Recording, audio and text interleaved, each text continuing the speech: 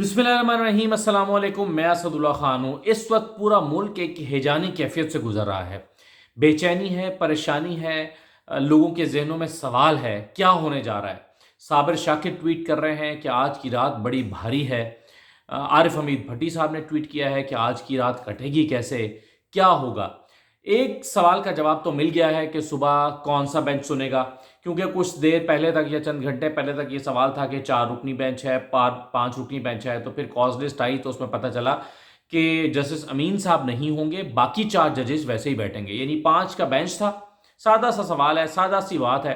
5 का बेंच था, एक जज ने रिक्यूज कर लिया, बाकी 4 बैठ के फैसला केस सुन के मुकम्मल करके फैसला कर लेंगे। इसमें अगर एक जज को शामिल करते हैं तो फिर केस बिल्कुल नए सिरे से शामिल सुनना पड़ेगा। तो इसके लिए जो है वो ये 4 जजेस जो हैं वो बाकी की जो 20% कार्रवाई रह गई है, 80% तो केस सुना जा चुका है। लेकिन ये बात इतनी सादा नहीं है। इसके लिए सुबह एक मंसूबा बनाया गया है। अदालत को मजीद दबाव का शिकार करने के लिए एक प्लान जो है वो तैयार किया गया है, जो अब तक हमारे सामने पहुंच रहा है। और प्लान क्या है? प्लान ये है जी कि एक तो मतलब एक से ज़्यादा प्लान्स हैं। एक प्लान ये है कि वकला तंजीमों के नुमाइंदों को अदालत में पेश किया जाए और वो तमाम नुमाइंदे अदालत में जाकर डिमांड करें कि जी जनाब, पहले आप ये डिसाइड करें कि ये फैसला 4-3 का है या 3-2 का है।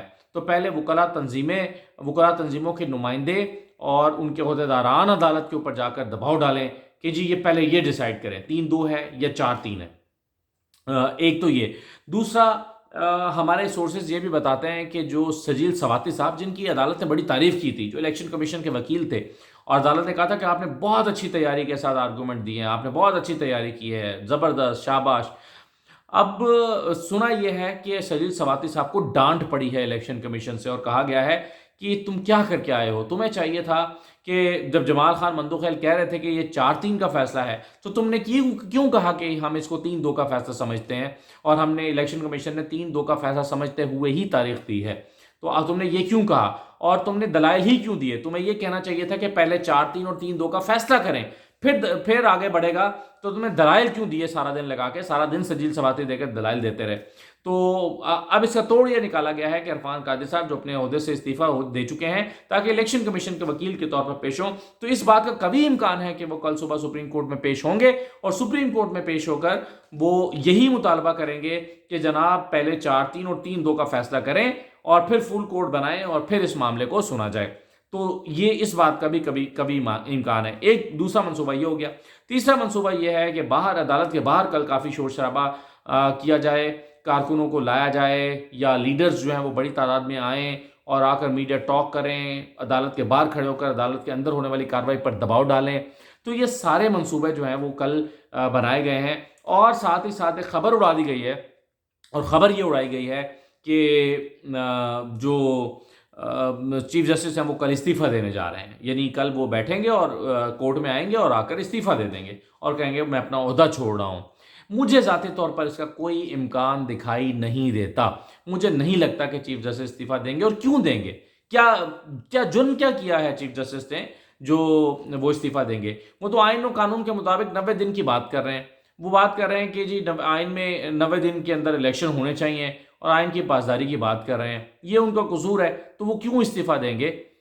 ये जो बाकी आइन के बड़े बड़े मुहाफ़िज़ हमने देखे हैं, बड़े बड़े मुहाफ़िज़ बैठे हुए हैं, तो वो जो मुख्तलिफ टेक्निकल तरीक़ों से कभी कहते हैं कि जी ये 191 आर्टिकल को बहाल करें, कभी कहते हैं सुप्रीम कोर्ट के कवायद और ज़वाबित बनाएं, कभी कहते हैं कि जी बेंच चीफ जस्टिस नहीं बना सकता, कभी कहते हैं अज़ खुद नहीं ले सकता और इस केस में अज़ खुद नहीं हो सकता। तो ये टेक्निकल चीज़ें डाल के बड़े बड़े कानून के, आइन और कानून की पासदारी के दावेदार जो हैं वो पूरी कोशिश में लगे हैं कि किसी तरह 90 दिन के अंदर अंदर इलेक्शन ना हो।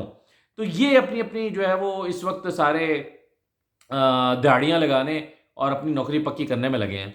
अच्छा, अब ये मैं ज़रा आपको काजी फ़ाइज़ साहब का बता दूं।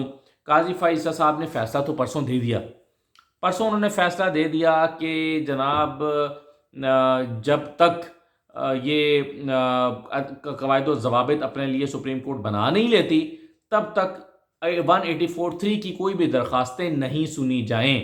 कोई भी, यानी कोई भी सुप्रीम कोर्ट में जितने केसेस चल रहे हैं 184(3) के, उसमें से कोई भी ना सुना जाए, ये ऑर्डर कर दिया उन्होंने।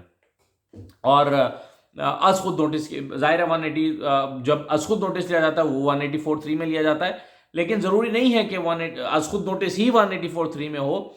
जैसे इस वक्त एक समात दरख्वास्त ज़ेर समात है, तो वो आज खुद नोटिस नहीं है, लेकिन वो है 184(3) ही की दरख्वास्त, जिसकी वजह से जस्टिस अमीन ने उससे खुद को रिक्यूज़ किया है। अच्छा, अब ये फैसला तो काजी फाइज ईसा साहब ने और जस्टिस अमीन साहब ने दे दिया, दोनों ने, और फैसला दे दिया कि जी 184 की कोई दरख्वास्त नहीं सुनी जाएगी। अच्छा, लेकिन इसमें एक जो है वो मसला हो गया। मसला ये हो गया कि एक ज़माने में आपको याद होगा कि जस्टिस काजी फाइज ईसा साहब ने एक अज़खुद नोटिस ले लिया था, हालांकि वो चीफ जस्टिस नहीं थे, तो बड़े बहस उठी कि अज़खुद नोटिस जो है वो चीफ जस्टिस ले सकता है, कोई भी जज नहीं ले सकता अज़खुद नोटिस। काजी फाइज साहब ने चीफ जस्टिस ना होते हुए भी अज़खुद नोटिस ले लिया।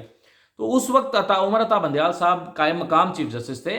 चीफ जस्टिस साहब जो थे उस वक्त वो कहीं गए हुए थे, तो उमर अता बंदयाल कायम मकाम चीफ जस्टिस थे। तो उन्होंने 5 रुकनी बेंच ने बैठकर, उस वक्त मेरे हाथ में ये जजमेंट है इस वक्त, 5 रुकनी बेंच ने बैठकर उस वक्त ये फैसला दिया था कि अज़खुद नोटिस लेने का इख्तियार जो है वो चीफ जस्टिस का है, सिर्फ चीफ जस्टिस ही अज़खुद नोटिस ले सकते हैं। ये 5 रुकनी बेंच का फैसला है। लेकिन इसके मुकाबले में 2 रुकनी बेंच ने, जस्टिस काजी फाइसा और जस्टिस अमीन साहब ने, 2 रुकनी बेंच ने ये फैसला दे दिया कि जी अज़खुद नोटिस जो है वो चीफ जस्टिस नहीं ले सकता, बल्कि इसके लिए इससे मुराद तो सुप्रीम कोर्ट होती है, यानी अज़खुद नोटिस कोर्ट ले सकती है, और कोर्ट का मतलब सिर्फ चीफ जस्टिस नहीं होता। ये नहीं, अब 2 फैसले मौजूद हैं हमारे पास, सुप्रीम कोर्ट के 2 फैसले हैं कि अज़खुद नोटिस चीफ जस्टिस ले सकता है, अज़खुद नोटिस चीफ जस्टिस नहीं ले सकता। तो ये 2 फैसले जो हैं, ये एक प्रिंसिपल सेटल्ड लॉ है, एक रिवायत है, एक कानून है कि जब 2 फैसले सुप्रीम कोर्ट में बैक वक्त मौजूद हों तो जो लार्जर बेंच का फैसला है उसको तस्लीम कर लिया जाएगा। ये काजी फैसला का फैसला 2 रुकनी बेंच का है, और ये फैसला 5 रुकनी बेंच का है कि चीफ जस्टिस खुद नोटिस लेंगे।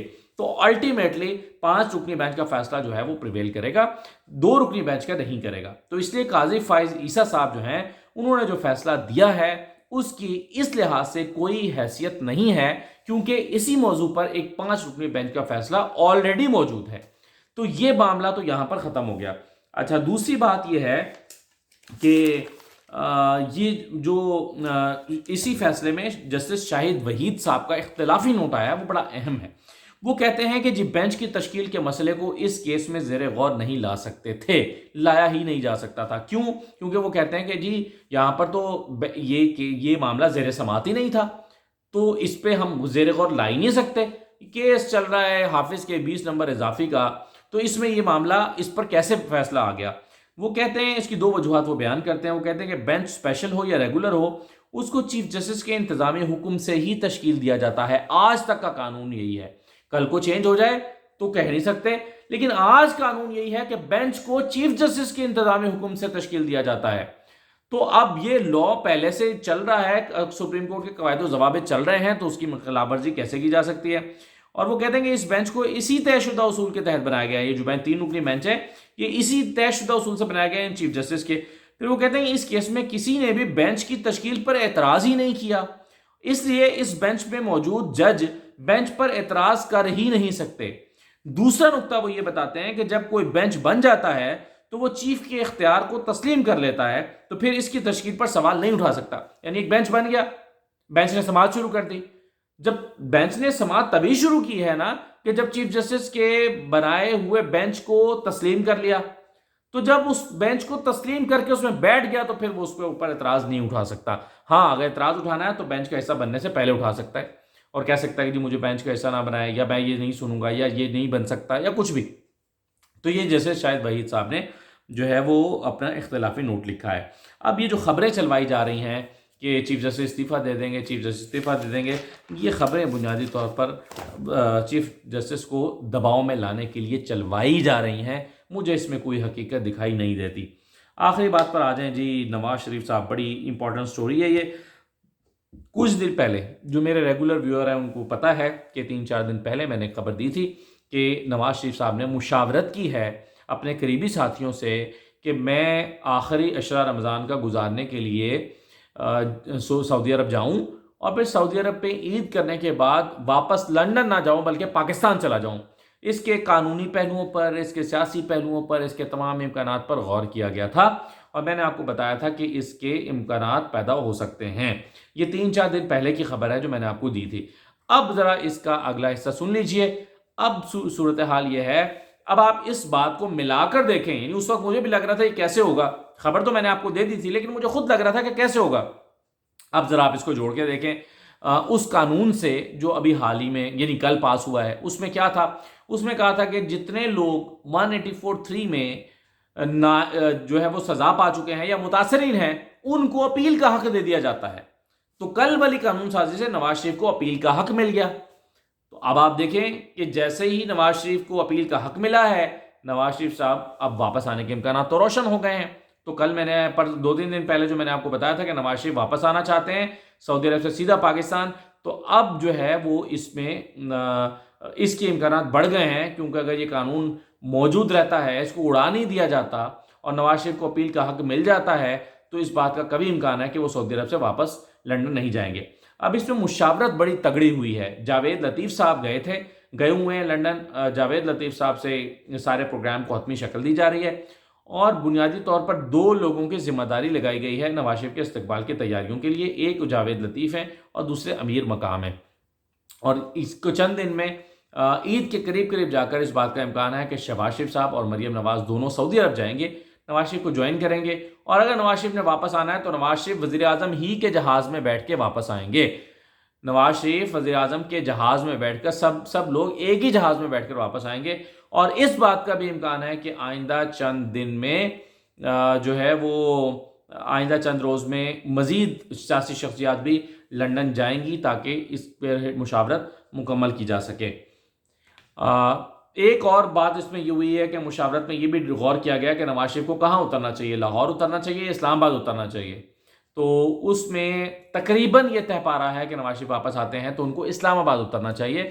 اس کی کئی وجوہات ہیں، ایک تو عدالتی معاملات بھی اس کی وجہ ہو سکتے ہیں کہ وہ آ کر اپنے یعنی پہلے وہ ان کو ریلیف مل جائے عدالت سے آنے سے پہلے، جیسے کہ حسین نواز کو ملا، جیسے باقی لوگوں کو ملا، تو جیسے اسحاق ڈار صاحب کو ملا انفیکٹ، تو نواز شریف کو بھی ایک تو ریلیف مل جائے، ایک تو وہ اپیل فائل کر دیں، دوسرا ان کو وہ عدالت میں پیش ہو جائیں، اور تیسرا یہ ہے کہ اسلام آباد میں اترنے سے ایک فائدہ یہ رہے گا کہ ایک تو پنڈی ڈویژن بہت بڑا ہے، تو پنڈی سے کافی لوگ استقبال کے لیے آ سکتے ہیں، اور خیبر پختونخوا سے قافلے جو ہیں ان کے استقبال کے لیے آ سکتے ہیں۔